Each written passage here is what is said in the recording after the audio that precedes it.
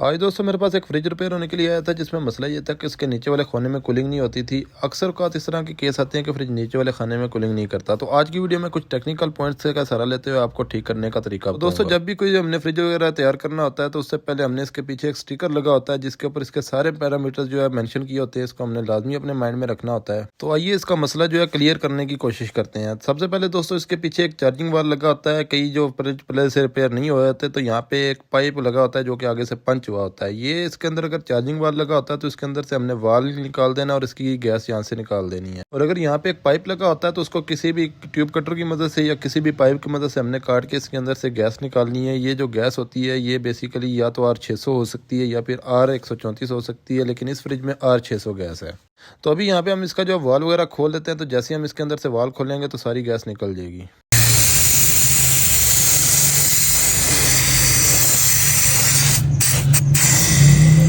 दोस्तों जिस स्पीड से और जिस प्रेशर से इसके अंदर से गैस निकली है और जितनी गैस निकली है, इससे ये जाहिर होता है कि इसके अंदर गैस पूरी थी, उसके बावजूद ये कूलिंग सही नहीं कर रहा था। अब दोस्तों इसकी यहाँ पे हमने कैपिलरी आगे से काट देनी है, जैसा कि फिल्टर के आगे से कैपिलरी काट के इसका कंप्रेसर ऑन कर देना है। तो दोस्तों जब भी गैस पूरी हो, यानी कि हमें पता चले कि फ्रिज में गैस पूरी है, हम जो यहाँ पे प्रेशर गेज का भी इस्तेमाल कर सकते हैं। तो इसका मतलब ये होता है कि हमारा जो है फ्रिज में लीकेज नहीं है। बहरहाल हम उसके बावजूद इसकी लीकेज टेस्ट करेंगे। अब इसको यहाँ पे हमने इसका कंप्रेसर चला देना है। तो दोस्तों कंप्रेसर ऑन करके इसका जो हमने चार्जिंग वाल निकाला था उसके आगे हाथ रख लेना है या फिर वो वाल जो है दोबारा लगा देना है, ताकि जितनी भी इसके अंदर R600 गैस है, क्योंकि ये आग पकड़ती है गैस, इसलिए हमने इसको जो है सही मुकम्मल तरीके से खाली करना है। तो यहाँ पे भी आप देख सकते हैं, यहाँ पे जितनी भी गैस है ये निकल रही है। ये गैस इसके अंदर मौजूद होती है। जैसा कि हमने पीछे से जो वाल उतारा था उससे पूरी गैस नहीं निकलती, क्योंकि बाज़ औक़ात कैपिलरी का प्रेशर ज़्यादा होने की वजह से जो है गैस सही तरीके से वापस नहीं आ पाती।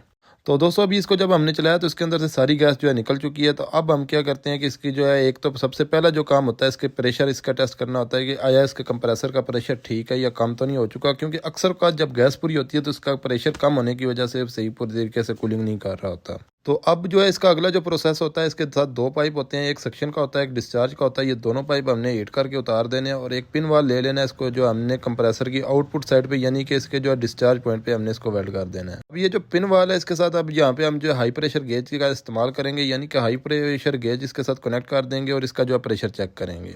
तो यहाँ पे दोस्तों इसका जो हाई प्रेशर गेज से इसका जो प्रेशर है वो तकरीबन 400 से 500 PSI प्लस तक जाना चाहिए, यानी कि 500 PSI तक प्लस होना चाहिए। लेकिन इसका जो प्रेशर है 320 PSI पे चला गया और उसके बाद सुई आप देख रहे हैं हिल रही है। अब इसका मतलब ये है कि इसका जो प्रेशर है वो कम हो चुका है, जिसकी वजह से ये प्रॉपर स्प्रे भी नहीं कर रहा और प्रॉपर तरीके से सक भी नहीं कर रहा, यानी कि ना ये प्रॉपर तरीके से गैस को भेज रहा है यानी कि डिस्चार्ज कर रहा है, और ना ही ये गैस को वापस खींच रहा है प्रॉपर तरीके से। और दूसरा आप देख सकते हैं कंप्रेसर इस टाइम चल रहा है, इसका प्रेशर आप देख सकते हैं। दूसरा सक्शन पाइप से ये बैक भी मार रहा है। इसका मतलब ये है कि इसका कंप्रेसर जो है ख़राब होने की वजह से इसमें ये इशू आ रहा था कि ये कूलिंग बहुत कम कर रहा था। अब दोस्तों इसका ये हरगिज़ मतलब नहीं है कि इसके अंदर हम इसका जो कंप्रेसर चेंज करेंगे तो हमारा मसला हल हो जाएगा। इससे पहले इसका जो मसला ट्रेस करना बहुत ज़्यादा ज़रूरी है। तो अक्सर औक़ात इसकी जो कैपिलरी ख़राब हो जाती है, ब्लॉक हो जाती है, चौक हो जाती है, या फिर जो काफ़ी ज़्यादा उसका जो प्रेशर ज़्यादा हो जाता है, इसकी वजह से जो है इसका कंप्रेसर ख़राब होता है। तो ये दोस्तों पहले तो हम इसकी लीकेज चेक कर लेते हैं। लीकेज चेक करने का तरीकाकार ये होता है कि फिल्टर से आगे जो हमने कैपिलरी काटी थी इसको दोनों साइड से हमने डेड कर देना है कैपिलरी को, और इसके बाद एक कंडेंसर के साथ और एक फ्रीजर के साथ पिन वाल वेल्ड कर देना है। लो प्रेशर गेज को हमने फ्रीजर के साथ लगा देना है, हाई प्रेशर गेज को हमने कंडेंसर के साथ लगा देना है, और जो है 2-in-1 गेज का इस्तेमाल करते हुए इसको जो है दोनों को प्रेशर छोड़ देना है। 150 से 60 PSI हम जो इसके फ्रीजर का प्रेशर छोड़ देंगे। इसी तरीके से 150 PSI हम इसको छोड़ेंगे और 400 PSI तक इसको जो हम कंडेंसर को प्रेशर छोड़ देंगे। ये जो 2-in-1 गेज का इस्तेमाल करने का फायदा ये होता है कि एक ही टाइम में हम दोनों को सेम टाइम पे प्रेशर दे सकते हैं और सेम टाइम पे इसकी जो लीकेज वगैरह टेस्ट कर सकते हैं। हमें जो है अलग-अलग जो है प्रेशर देने की ज़रूरत नहीं पड़ेगी। तो दोस्तों जब हमने इसका जो प्रेशर वगैरह टेस्ट किया तो इसका जो प्रेशर वगैरह ड्रॉप नहीं हुआ था, यानी कि ना इसके कंडेंसर में लीकेज थी ना इसके फ्रीजर में लीकेज थी। अलबत्ता जब हम इसको जो है दोबारा चेक कर रहे थे, यानी कि इसका जो कंडेंसर का कंप्रेसर का प्रेशर दूसरी गेज पे भी हमने टेस्ट किया तो उसके ऊपर भी सेम वही प्रेशर आ रहा था।